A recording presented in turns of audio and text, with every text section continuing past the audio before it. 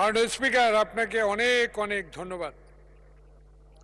বিষয়টা ৭১ বিধি, আমি এত দ্বারা নোটিশ দিয়েছি, আপনি গ্রহণ করেছেন, আপনাকে অশেষ ধন্যবাদ, অনেক ধন্যবাদ। রাত হলেই বুনো উল্লাস, দবে না সীসা লাউঞ্জ।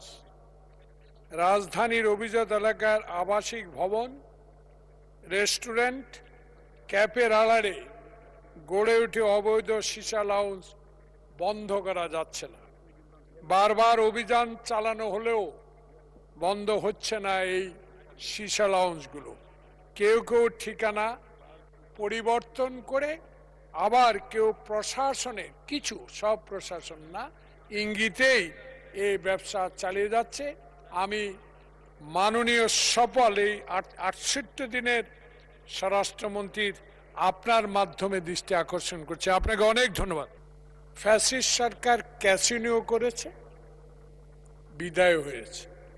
৬৮ দিনে সংসদে নেতা প্রধানমন্ত্রী তার প্রতিশ্রুতি বাস্তবায়ন করার জন্য মাননীয় মন্ত্রীবর্গ, এই সংসদের সবাই আমরা আন্তরিকভাবে সহযোগিতা করছি।